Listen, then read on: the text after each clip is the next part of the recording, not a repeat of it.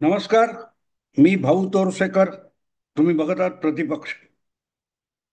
मित्रांनो, काल परवा अगदी बॅलेटवर म्हणजे कागदी मतपत्रिकेवर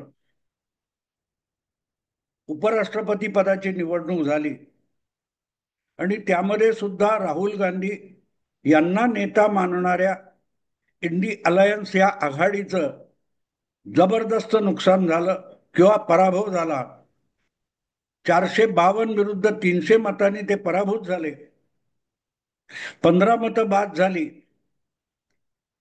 आता याला पारदर्शक म्हणायचं नाही तर आणखीन कशाला म्हणायचं, याचं उत्तर फक्त राहुल गांधी देऊ शकतील. याचं कारण राहुल गांधी आणि त्यांचे समर्थक यांचा जो शब्दकोश आहे, त्यांची जी डिक्शनरी आहे, ते आणि आपल्या डिक्शनरीमध्ये, आपल्या शब्दकोशामध्ये जमीन आसमानाचा फरक आहे. त्यामुळे ते जे बोलतात त्याच्यावर त्यांचा विश्वास असतो, पण बाकीचं जग त्यावर विश्वास ठेवत नाही. याचं कारण प्रत्येक शब्द, प्रत्येक व्याख्या, प्रत्येक कायदा, प्रत्येक नियम याच्या ज्या समजुती जगभर आहेत त्यापेक्षा राहुल गांधी यांच्या समजुती भिन्न आहेत. आणि त्यामुळे आपण त्यावेळेला त्या शब्दाचा किंवा त्या व्याख्येचा जो अर्थ ठरवू त्यानुसारच ती व्याख्या वापरली गेली पाहिजे, असं राहुल गांधींना वाटत असतं. आणि एकदा राहुल गांधींना वाटलं की त्यांच्या सगळ्या समर्थकांना वाटत असतं. कालपर्यंत ते समर्थक किंवा ते राहुल गांधी यांना ती व्याख्या सुद्धा माहिती नसते, आणि माहिती असली तर आज त्यांनी त्या व्याख्येचा, शब्दाचा जो अर्थ सांगितला त्यापेक्षा वेगळाच अर्थ त्यांच्या डोक्यात असतो. पण राहुल गांधी जसे वळतील तसे वारे वाहणं, याला सध्या पुरोगामित्व, सेक्युलरिझम मानलं जातं. आणि म्हणूनच जो काय खुळेपणा जगाच्या दृष्टीने, तुमच्या माझ्या दृष्टीने जो खुळेपणा आहे, त्याला राहुल गांधी आणि त्यांचे समर्थक, अगदी बुद्धिजीवी समर्थक, प्राध्यापक, पत्रकार, संपादक ही मंडळी सुद्धा राहुल गांधी जे काय बकवास करतील त्याला विचारधारा म्हणतात. आणि म्हणूनच सातत्याने ही विचारधारेची लढाई आहे असं म्हणत परत एकदा राहुल गांधी यांचा नैतिक विजय झाला यावर विवेचन सगळीकडे चालू आहे. सगळीकडे चालू आहे. जगात कशाही विषयी शंका घेता येते. हे शंका घेणारे आहेत ना, त्यांची जी नावं आहेत, त्यांचे जे नातेवाईक आहेत, त्यांचे जे आई बाप आहेत, यापैकी कोणीही कसलीही गॅरंटी देऊ शकत नाही. ते ज्यांना आई आणि बाप म्हणतात तेच त्यांचे आई बाप आहेत याचा कुठलाही पुरावा देता येत नाही.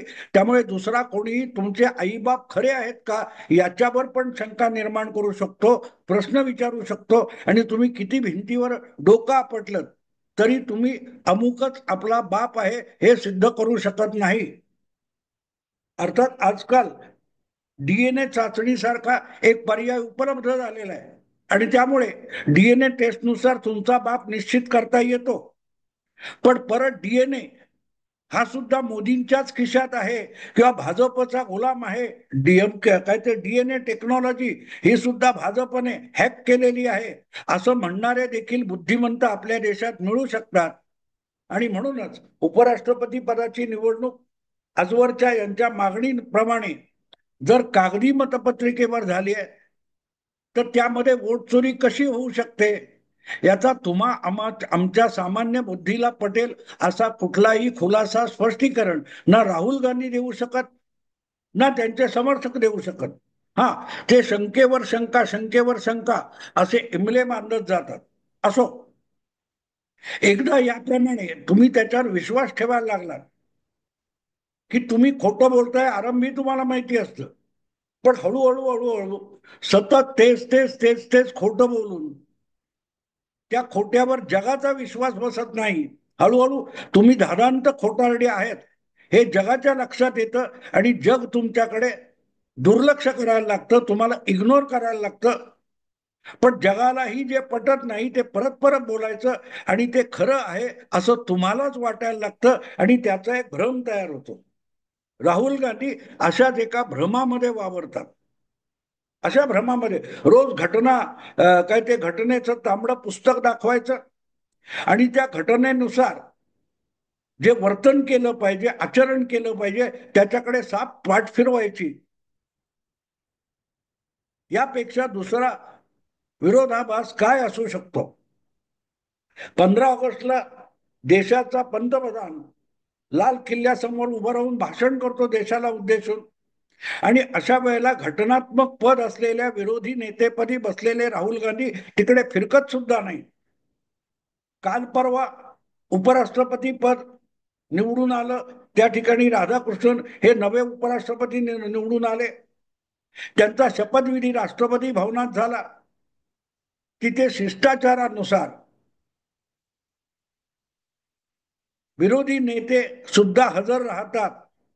काँग्रेस पक्षाचे राज्यसभेतले विरोधी नेते मल्लिकार्जुन खरगे उपस्थित होते, पण लोकसभेतले विरोधी नेते राहुल गांधी गैरहजर होते.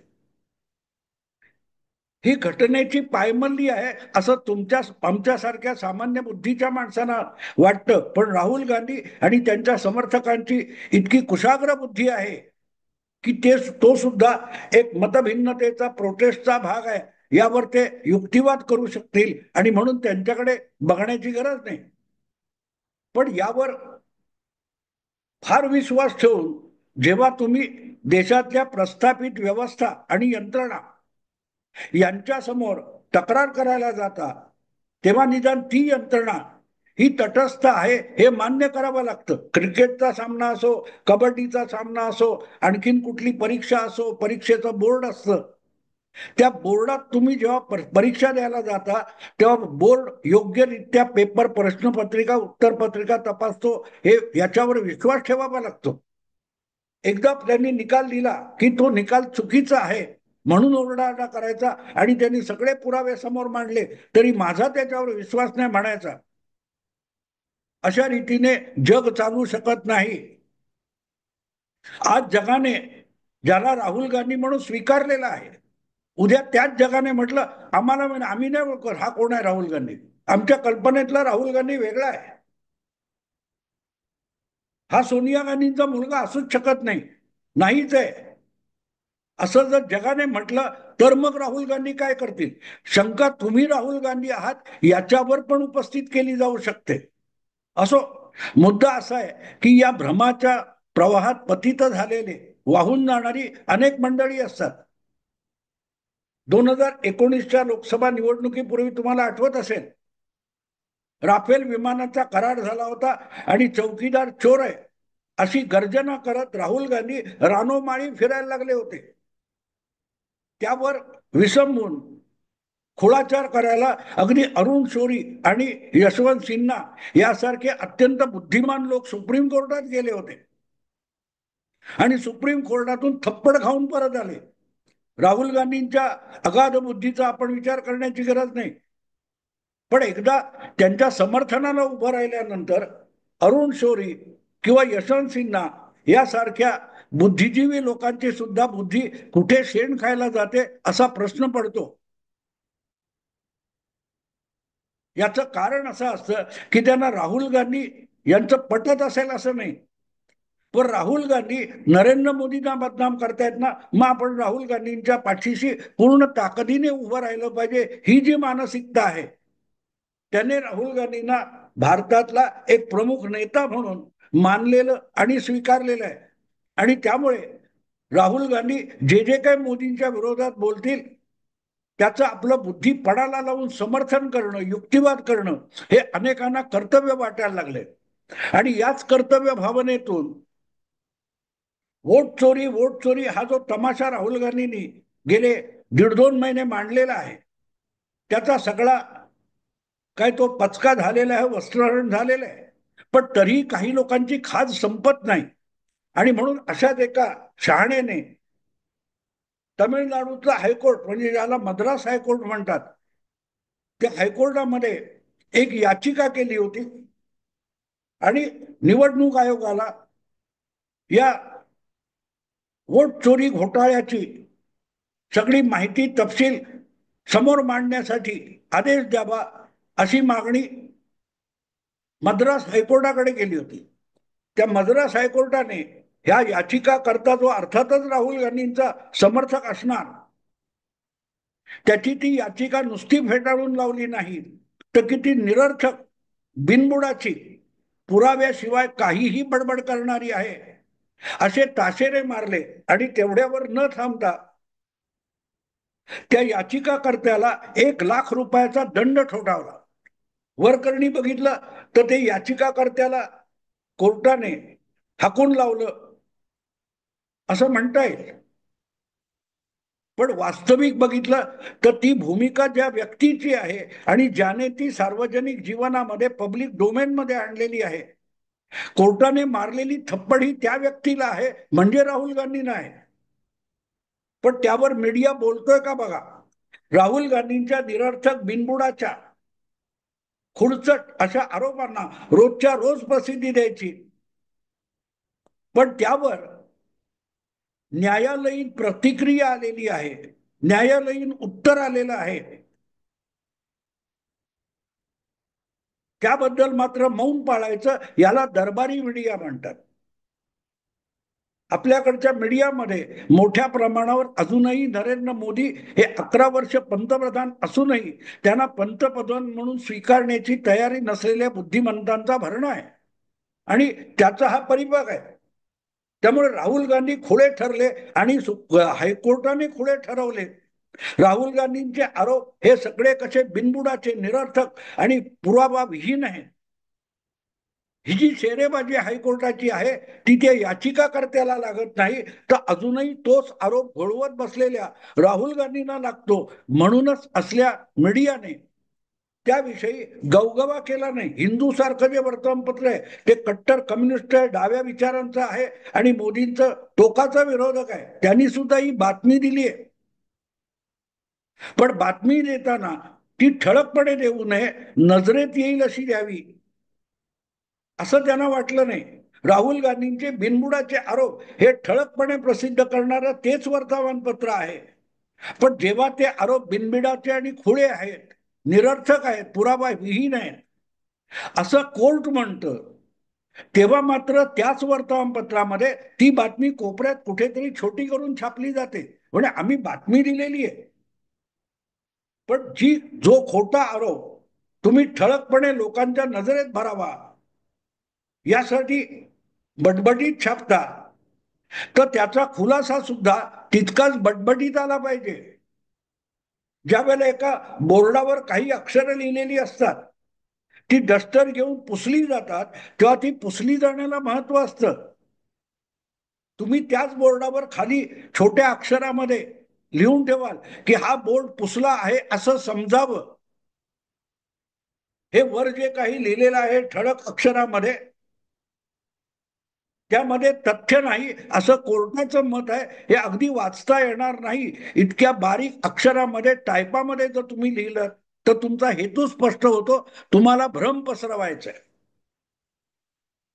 खोटं बोलणाऱ्याला अधिक प्रसिद्धी द्यायची आणि त्याचं खोटं सिद्ध झालं, अगदी कोर्टात सिद्ध झालं तरी त्याचा आवाज कोणाला ऐकू नये अशा पद्धतीत बोलायचं किंवा वागायचं. हा जो प्रकार आहे तो बघितला की असं वाटायला लागतं की आता हळूहळू हे लोक स्वतःला फसवायला लागलेत. कारण वोट चोरी म्हणून राहुल गांधींनी किती गदारोळ केला तरी त्यांचे भडभुंजे समर्थक सोडले तर कोणीही त्याच्यावर विश्वास ठेवलेला नाही. आणि राहुल गांधींच्याच पक्षातल्या अनेकांनी त्याच्या विरुद्ध मत, राहुल गांधींचं मत खोडून काढणारं मत व्यक्त केलेलं आहे. अशा लोकांचा राहुल गांधींनी राजीनामा घेतला. कर्नाटकचे राजण्णा नावाचे मंत्री यांनी तत्काळ सांगितलं की जर ही वोट चोरी झाली असेल तर ती काँग्रेसचं सरकार असताना कर्नाटकच्या कर्मचाऱ्यांकडून झालेली आहे, त्यामुळे ही वोट चोरी काँग्रेसनेच केलेली आहे.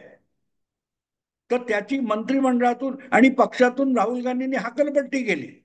याचा अर्थ कळतो, राहुल गांधींना खोटं सांगायचं, एका मंत्र्याचा आवाज दाबला किंवा त्याला हाकून लावला तुमचा अधिकार आहे म्हणून, म्हणून सत्य बदलत नाही. आणि आम जनता ही बहकते, वाहत जाते, हे सुद्धा सत्य असलं तरी परिस्थितीचे चटके ज्या जनतेला बसतात ती लवकर शहाणी होते आणि वेळ आला की ती तुम्हाला धडा शिकवते हे विसरू नका. देशात राजेशाही नको, लोकशाही हवी म्हणून वाहवत गेलेली नेपाळची जनता आज त्यांना भरकटून टाकणाऱ्या त्याच पुरोगामी कम्युनिस्ट, माओवादी, सोशलिस्ट अशा सत्तेत बसलेल्या राजकीय नेत्यांची कशी होरपळ करते ते बघा. मग कळेल की राहुल गांधींचं असं खुळं आणि खोटं समर्थन अशा बुद्धिजीवींना सुद्धा कुठे घेऊन जाईल. कारण त्याच नेपाळच्या पुरोगामी डाव्या सरकारला पाठीशी घालणाऱ्या वर्तमानपत्रावर आणि मीडिया हाऊसेसवर सुद्धा त्या प्रक्षुब्ध जमावाने हिंसक हल्ला केलेला आहे. सांगायचा हेतू असा की बातमी दडपली गेली तरी ती लोकांपर्यंत पोहोचणार आहे, आणि ती नाही पोचली तरी बिघडत नाही. राहुल गांधींनी वोट चोरीचा कितीही आरोप केला आणि तो सातत्याने दरबारी मीडियाने दाखवला आणि त्यावर डिबेट केले तरी लोकांच्या मनात त्याविषयी भ्रम नाही. कारण जर मतच आम्ही देतो तर आमचं मत चोरलंय की नाही हे आम्हाला निकालावरून कळतं, हे वेगळं सांगायला नको.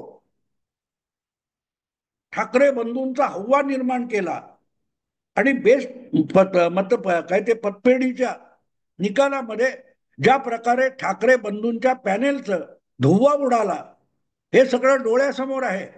पण म्हणून थापा मारणारा कधी कंटाळत नसतो, भ्रम पसरवणारा कधी कंटाळत नसतो. आणि जेव्हा लोकांचा विश्वास बसत नाही तेव्हा त्याच्यावर विश्वास बसून तो भ्रमिष्ठ होऊन जातो. आज बहुतांश पुरोगामी पत्रकार, संपादक असे भ्रमिष्ठ अवस्थेत वावरत आहेत. असो, मद्रास हायकोर्टाने ही याचिका फेटाळताना जो 1,00,000 रुपयाचा दंड त्या याचिकाकर्त्याला केला आणि जे ताशेरे मारले ते नावावर कोणाच्या दिसतात ते सोडून द्या, प्रत्यक्षात ती राहुल गांधी यांच्या निरर्थक खुळचकपणाला मारलेली एक सणसणीत थप्पड आहे. मी इथेच थांबतो. आवडलं लाईक करा, शेअर करा आणि प्रतिपक्षाला सबस्क्राईब करा. नमस्कार.